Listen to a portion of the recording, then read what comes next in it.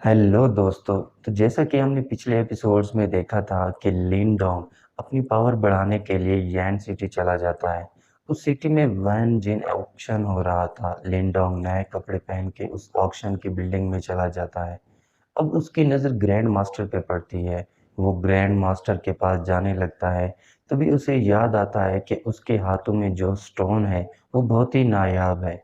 अगर इस स्टोन के बारे में किसी को पता चला तो इससे बहुत बड़ी प्रॉब्लम हो सकती है।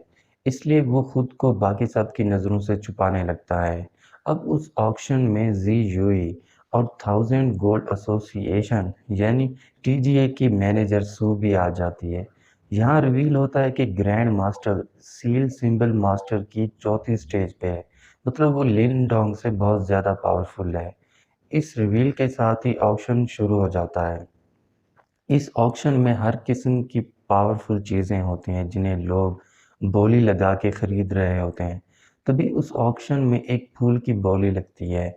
उस फूल में सील सिंबल पावर को बढ़ाने की शक्ति थी, इसलिए लिन डोंग सबसे ज़्यादा बोली लगा के उस फूल को खरीद लेता है। अब जैसे ही लिन डोंग उस फूल को खरीदता है तो ग्रैंड मास्टर अपनी पावर से लिन डोंग की एनर्जी चेक करने लगता है। हालांकि कुछ महीने पहले लिन डोंग को सील सिंबल के बारे में पता तक नहीं था, मगर अब वो सील सिंबल मास्टर की पहली स्टेज पे पहुंच चुका था। ये देख के ग्रैंड मास्टर हैरान रह जाता है। वो सू की मदद से लिन डोंग को मिलने के लिए बुलाता है। इसी बीच रिवील होता है कि वे टोंग के आदमी लिन डोंग पे नजर रख रहे हैं, मगर सू उन्हें वहां से भगा देती है। अब लिन डोंग एक कमरे में चला जाता है, वहां जी यूई भी मौजूद होती है। ग्रैंड मास्टर लिन डोंग को डेस्टिनी सिंबल की पावर सिखाने की ऑफर देता है, मगर लिन डोंग कहता है कि वो पहले ही इस पावर को अनलॉक कर चुका है। असल में ब्लड सेक्ट के मेंबर गू से फाइट करते वक्त लिन डोंग ने जो पावर एक्टिवेट की थी उसका नाम डेस्टिनी सिंबल है। ये देख के सब हैरान रह जाते हैं। अब ग्रैंड मास्टर रिवील करता है कि डेस्टिनी सिंबल तीन तरह की होती हैं। एक सिंपल डेस्टिनी सिंबल, दूसरी डेस्टिनी सोल सिंबल और तीसरी डेस्टिनी हेवन सिंबल। इन तीनों में स्पेशल पावर्स होती हैं, जबकि सोल और हेवन बहुत ही नायाब होती हैं। डेस्टिनी सोल सिंबल की पावर से कोई भी रोशनी से भी ज़्यादा तेज़ मूव कर सकता है। सिर्फ यही नहीं, वो इस पावर से अपने दुश्मन की एनर्जी भी छीन सकता है। ये सुन के लिंडोंग को याद आता है कि उसने भी गू की एनर्जी छीन ली थी। मतलब अब उसके पास डेस्टिनी सोल सिंबल की पावर है। अब सोल से ज़्यादा powerful stage destiny heaven symbol की है।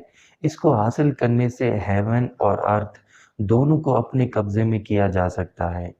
अब लिनडोंग उन्हें यहाँ आने की वजह बताता है। ये सुन के ग्रैंड मास्टर उसको ट्रेन करने के लिए राजी हो जाता है।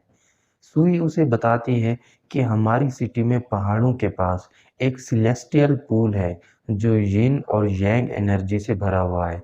अगर तुम उस एनर्जी को ऑब्जर्व कर लो तो युआन डन की परफेक्ट स्टेज तक पहुंच सकते हो, मगर इसके लिए तुम्हें ब्लड क्लॉथ सेट यानी बीसीएस की टीम को हराना होगा। हर साल बीसीएस और टीजीए के बीच मुकाबला होता है, जिसमें दोनों टीमों के तीन तीन मेंबर आपस में मुकाबला करते हैं, और जो इस टीम इस मुकाबले को जीत जाती है उसे इनाम में सेलेस्टियल पूल की एनर्जी को ऑब्जर्व करने का मौका मिलता है।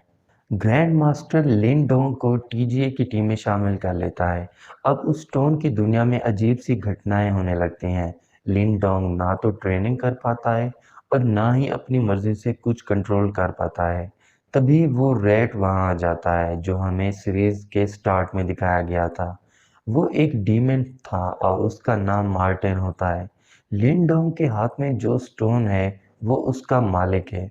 असल में लिन डोंग ने गुफा में जिस फ्लावर से एनर्जी ऑब्जॉर्व की थी वो एक एंशियंट डीमन फ्लावर था जिसकी एनर्जी से मॉर्टन दोबारा जिंदा हो गया, मगर उसकी बॉडी सिर्फ स्टोन की दुनिया तक ही थी। इंसानों की दुनिया में आने के लिए उसे एंशियंट डीमन फ्लावर की एनर्जी की ज़रूरत थी। इसलिए वो लिन डोंग के साथ एक डील करता है जिसमें वो लिन डोंग को स्ट्रॉन्ग बनने में हेल्प करेगा और बदले में लिन डोंग उसे एंशियंट डीमन फ्लावर की एनर्जी देगा। अब डील डन करने के बाद वो लिन डोंग को एक जगह पे ले जाता है। उस जगह पे एक बहुत बड़ा ग्राइंडर घूम रहा होता है। मार्टिन उसे बताता है कि ये एक स्पिरिचुअल ग्राइंडर है। ये सबसे पहले तुम्हारी मेंटल पावर्स को छीन लेगा और फिर उसे दुगनी करके तुम्हें वापस कर देगा। अगर तुमने इस ग्राइंडर की पावर को बर्दाश्त कर लिया, तो तुम पहले से ज़्यादा स्ट्रॉन्ग बन जाओगे। ये सुनने के बाद लिन डोंग उस ग्राइंडर के पास बैठ जाता है। अब वो ग्राइंडर उसकी मेंटल पावर छीनने लगता है। हालांकि आज तक उस ग्राइंडर के सामने कोई भी एक बार से ज़्यादा टिक नहीं पाया, मगर लिन डोंग 10 बार एनर्जी छीनने के बावजूद वहाँ पे टिका रहता है और आखिर में अपनी मेंटल पावर्स को दोबारा हासिल कर लेता है। अब उस मुकाबले का दिन आ जाता है। लिन डोंग टीजीए के प्रेसिडेंट शाया विन जिन और सू के साथ उस मुकाबले की जगह पे चला जाता है। वहाँ बीसीएस के मेंबर्स भी आ जाते हैं, उनके साथ उनका प्रेसिडेंट यूई शैन भी आ जाता है। अब सबसे पहले लड़कियां आपस में मुकाबला करती हैं, जिसमें टीजीए की तरफ से जी यूई और बीसीएस की तरफ से यूई लिंग हिस्सा लेती हैं। दोनों एक दूसरे से टफ फाइट करती हैं, मगर आखिर में जी जुई उसे हरा देती है। इसी बीच मार्टिन स्टोन की दुनिया से बाहर निकल के उस सेलेस्टियल पूल में चला जाता है, मगर उसका पानी बहुत ठंडा होता है, इसलिए थोड़ी देर के बाद वो वहां से बाहर निकल आता है। अब अगली फाइट में टीजीए की तरफ से लियो यू और बीसीएस की तरफ से यूई फेंग हिस्सा लेते हैं। दोनों एक दूसरे पे अपने पावरफुल मूव से अटैक करते हैं, मगर यूई फेंग बहुत पावरफुल होता है, इसलिए वो लियो यू को आसानी से हरा देता है। अब दोनों टीम्स एक एक मैच जीत चुकी थी, इसलिए अब लास्ट फाइट लिन डोंग और जिंगली के बीच होती है। दोनों एक दूसरे से फाइट करना शुरू कर देते हैं। दोनों अपने पावरफुल मूव से एक दूसरे पे अटैक करने लगते हैं। इसी बीच जिंग ली लेट सेलेस्टियल युआन की स्टेज एक्टिवेट कर लेता है। ये देख के लिन डोंग अपनी सील सिंबल पावर यूज करके उस पे अटैक करने लगता है। जिंगली उसे मारने ही वाला होता है, तभी लिन डोंग अपनी पावर से एक जबरदस्त पंच मार के उसे गिरा देता है। लिन डोंग समझता है कि वो ये फाइट जीत गया है। तभी जिंग ली अपने लेफ्ट हाथ से पावरफुल एनर्जी रिलीज करने लगता है। असल में ये बीसीएस के लोगों की स्पेशल एबिलिटी थी, जिसमें वो अपनी बॉडी के खून को एनर्जी में तब्दील कर देते हैं और ऐसा करने से वो युआन डन की इनिशियल स्टेज पे पहुंच जाते हैं। ये देख के सब परेशान हो जाते हैं। अब जिंगली के अटैक पहले से ज्यादा तेज और खतरनाक हो चुके थे, इसलिए लिन डोंग को उन्हें काउंटर करने में काफी परेशानी हो रही थी। तभी जिंगली अपनी फुल पावर यूज करके अपने लेफ्ट हाथ से एक स्पेशल मूव बनाता है, जिसका नाम हैंड ऑफ ब्लड होता है। इसे काउंटर करने के लिए लिन डोंग भी अपनी न्यू पावर को, जो उसने उस ग्राइंडर से हासिल की थी, उसे यूज करता है। वो उसकी मदद से एक स्पाइरल स्टोन बनाता है। अब दोनों अपने स्पेशल मूव से एक दूसरे पे अटैक कर देते हैं। दोनों के मूव्स एक दूसरे से कोलाइड करने लगते हैं, मगर आखिर में लिन डोंग जिंगली को हरा देता है और इस मुकाबले को जीत लेता है। लिन डोंग की जीत से सब खुश होने लगते हैं और इस जीत के साथ ही ये एपिसोड्स यहीं पे एंड हो जाते हैं।